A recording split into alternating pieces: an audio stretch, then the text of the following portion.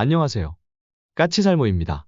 오늘은 한화가 사업을 진행하고 있는 저궤도 위성통신에 대해서 이야기할 건데요. 그 전에 앞서서 오늘도 국방 분야에 많은 새로운 소식이 있어서 몇 가지 소식을 먼저 전하고 시작을 하겠습니다.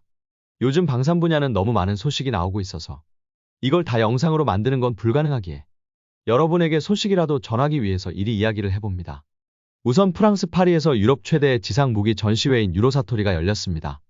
과거 같으면 선진국들의 신형무기 전시회쯤으로 취급하고 말았겠지만 이제는 아니죠.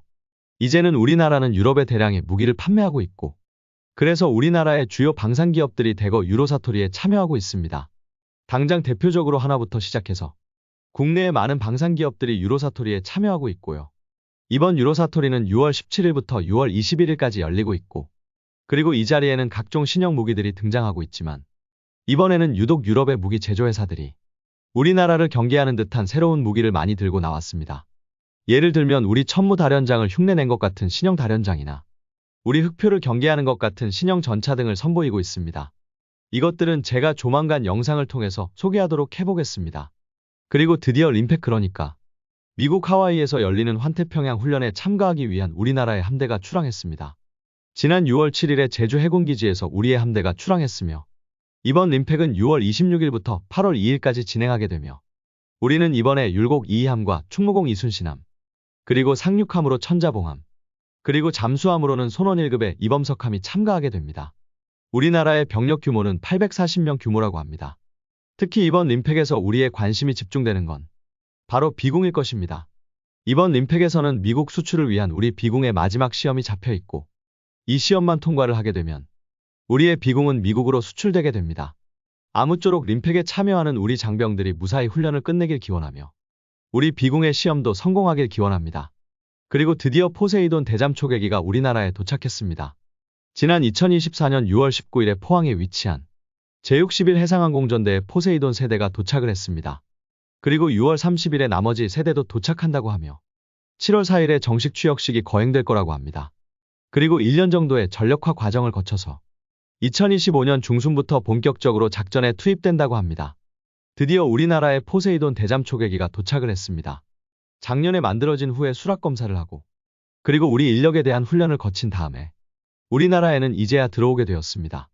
아무튼 우리의 포세이돈은 다운그레이드 된 것이다 등의 말도 많았지만 그렇다고 해도 여전히 우리가 구매할 수 있는 가장 강력한 대잠 초계기인 것은 부정할 수 없는 사실입니다. 그렇기에 포세이돈이 국내에 들어온 건 정말 기쁜 소식이 아닌가 합니다. 그러나 물론 포세이돈이 들어온 건 기쁜 일이나 포세이돈은 국내에서 앞으로도 풀어야 할 문제가 많은 기종이기도 합니다. 무슨 말이냐고 하면 포세이돈은 대잠 초계기이고 그리고 우리가 개발하지 않은 미국산 대잠 초계기입니다. 그런데 문제는 이제 앞으로는 대잠 작전은 함선 한 척이나 항공기 한 대가 단독으로 하는 게 아니라는 것입니다. 결론은 데이터 링크를 연결해서 바이스태틱을 해야 한다는 거죠. 여러분도 멀티스태틱이라고는 많이 들어보셨을 겁니다. 멀티스태틱이라는 건 쉽게 이야기해서 특정 소나가 발사한 액티브 핑을 그 소나가 아닌 다른 소나가 수신하는 걸 말합니다. 쉽게 이야기해서 우리나라의 정조대왕급에는 통합음 탐기가 탑재되어 있는데요. 정조대왕급의 통합음 탐기는 함수 소나가 발사한 저주파 액티브 핑을 한미의 견인 소나가 수신을 해서 적의 잠수함을 찾아내게 됩니다.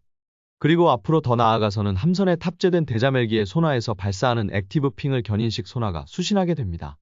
이걸 멀티스태틱이라고 하는데요.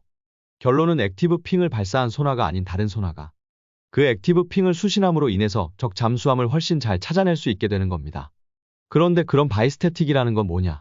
멀티스태틱은 결론은 자함이나 자함에 소속된 대잠헬기가 발사하는 핑을 자함의 다른 소나가 수신하는 거라면 바이스태틱은 자함이 아닌 다른 함선이나 항공기가 발사하는 소나의 액티브 핑을 수신하는 걸 이야기합니다. 그래서 멀티스태틱에 비해서 훨씬 넓은 면적을 탐지할 수 있습니다. 그리고 당연히 우리나라에 도입된 포세이돈도 장기적으로는 우리나라의 함선들과 바이스태틱이 가능해야 합니다. 그래서 대잠 초계기가 투하하는 저주파 소나 부위에서 발사하는 액티브 핑을 우리나라 해군의 함선들이 수신할 수 있어야 하는 것입니다. 당연히 그래서 포세이돈과의 데이터 링크 등이 그 어느 때보다도 중요한 게 지금의 대잠전입니다. 그리고 당연하지만 이 바이스태틱을 위해서는 지금의 포세이돈을 그대로 쓸 수는 없고 그에 적합하게 개량이 가능해야 할 것입니다. 그리고 대잠 초계기의 데이터 링크는 이것 말고도 중요한 부분이 또 있습니다. 제가 얼마 전에 우리 해군이 중고도 무인기를 기반으로 하는 해상 초계형 무인기를 도입하기로 했다고 이야기했었는데요. 결론은 우리의 해상무인기는 우리가 직접 개발하게 되는 국산 장비이고, 포세이돈은 우리의 해상무인기와의 합동작전. 더 나아가서는 멈티까지도 가능해야 합니다. 그리고 또 한 가지는 무장입니다. 과거 우리나라는 P3 대잠 초계기에 해성대함 미사일을 통합하는 시험을 한 적이 있습니다. 그러나 그때의 시험은 말 그대로 시험만으로 끝났고, 실제로 P3 대잠 초계기에서는 우리의 해성을 운용하지는 않았고, 여전히 P3에서는 하푼대함 미사일을 운용하고 있습니다. 그러나 문제는 우리나라는 지금 KF-21을 위해서 덕티드램제트 방식의 초음속 대함미사일을 개발하고 있다는 것입니다. 당연히 이 초음속 대함미사일과 미국의 하푼을 비교한다는 것 자체는 아무런 의미도 없고요. 당연히 우리의 초음속 대함미사일이 미국의 하푼에 비해서 압도적으로 뛰어난 성능을 가지고 있습니다. 그렇기에 과거 해성 대함미사일처럼 인티하는 시험만으로 끝나는 문제가 아니라, 우리의 초음속 대함미사일이 완성이 되면 당연히 포세이돈에도 통합을 해야 합니다. 그래서 결론은 포세이돈을 지금 그대로는 계속 쓸 수가 없다는 이야기입니다. 그래서 우리의 장비들이 포세이돈에 통합이 되어야 합니다. 그런데 문제는 포세이돈은 우리나라가 개발한 기체가 아니고 미국이 개발한 기체라는 것입니다. 그래서 과연 이 포세이돈에 우리의 장비들을 얼마나 잘 통합하느냐가 앞으로의 숙제라고 저는 생각을 합니다. 그리고 오늘 이야기하고 싶었던 핵심 주제이자 오늘 영상의 마지막 주제는 드디어 우리나라의 적어도 위성통신망을 이용한 시험이 올해 말에 이루어진다고 합니다. 여러분도 알겠지만 우리나라는 지금 현재 무인수상정을 도입하기로 했고, 무인수상정 도입 사업을 진행 중이지만, 한때 우리 해군은 무인수상정의 도입을 거부했습니다. 그 이유는 주로 통신 문제 때문이었는데요. 서해같이 지형이 복잡하고 사각지대가 많은 곳에서 무인수상정을 운용하기 위해서는 너무 많은 통신기지국이 필요하다는 이유 때문입니다. 그래서 해군은 무인수상정에 적당한 통신수단을 찾을 때까지 사업을 중단한 건데요. 지금은 무인수상정 사업을 다시 시작했죠. 그럼 그 뜻은 우리가 드디어 무인수상정의 통신 문제를 해결할 방법을 찾았다는 것이고, 그게 적어도 위성통신입니다. 원래 무인수상정은 LIG에 의해서 개발되고 있었고, 해군이 통신 문제로 사업을 중단시키려 하자 LIG는 이걸 해결하기 위해서 여러 가지 방법을 모색하게 됩니다. 당장 KT가 연안의 어선들을 위해서 설치한 핸드폰 중계국을 이용하는 방법도 생각을 했었고, 우리 특수전부대에서 많이 사용하는 이리듐 위성통신을 사용하는 방법도 생각을 하게 됩니다. 그러다가 우크라이나 전쟁을 통해서 혁신적인 해결 방법이 등장하게 되는데요. 그게 바로 일론 머스크의 스타링크였습니다. 실제로 스타링크는 우크라이나 내에서 자폭형 무인기의 유도용으로 사용되어서 수백 킬로미터 이상 떨어진 목표를 공격하는 데 사용되는 건 물론, 지금 흑해에서 맹위를 떨치고 있는 우크라이나군의 자폭형 무인수상정에도 사용됩니다.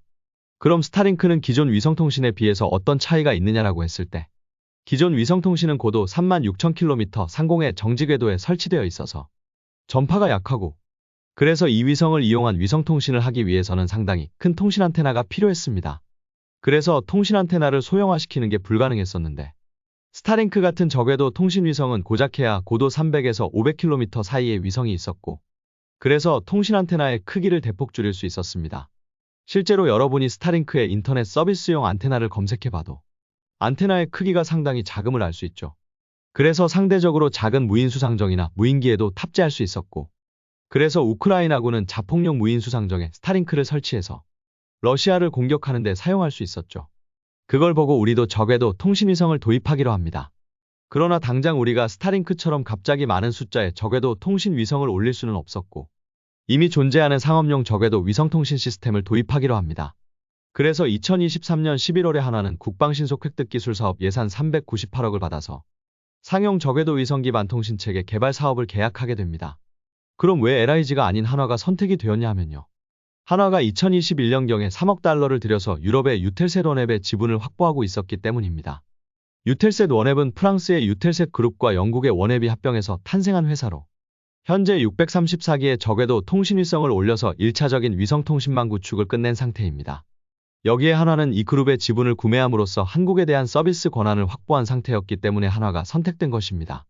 그리고 한화는 이미 이 원앱을 이용할 위성통신 단말기를 개발한 상태이고, 이번 계약을 통해서 2026년까지 우리 군에게 저궤도 위성통신을 공급하기로 한 상태라고 알고 있습니다.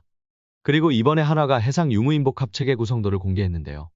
이건 쉽게 이야기해서 저궤도 위성통신망을 활용한 해상멈티를 구축하자는 것입니다. 핵심은 단순하게 무인수상정만이 아닌 공중의 무인기, 그리고 현재 우리 한화는 호주와 무인기뢰 제거 시스템을 공동 개발하고 있는데요. 무인기뢰 제거 시스템과도 연결한다는 계획입니다. 그리고 특히 저희 관심을 끄는 건 바로 무인 잠수정과의 통신입니다. 여러분도 잘 알고 있겠지만 우리나라는 지금 초대형 무인잠 수정을 개발 중입니다. 그리고 우리는 무인잠 수정을 정찰용 무인잠 수정과 전투용 무인잠 수정을 개발할 계획인데요. 과거 저는 우리가 무인잠 수정을 개발함에 있어서 가장 문제가 되는 건 통신 문제일 거라고 이야기를 한 바가 있습니다. 그런데 하나는 바로 저궤도 위성통신을 통해서 무인잠 수정의 통신 문제를 해결하자고 제안을 하는 것입니다. 여러분도 우리의 무인잠 수정을 보셨겠지만 우리의 무인잠 수정은 마치 스노클같이 생긴 통신 안테나를 세워서 통신을 하게 됩니다. 문제는 바다의 파도 위에 겨우 안테나가 나와 있는 구조이기 때문에 통신의 도달거리가 짧고 통신거리를 길게 하기 위해서 만일 장파장 통신을 사용한다고 해도 전송할 수 있는 데이터량이 극히 적을 수밖에는 없습니다.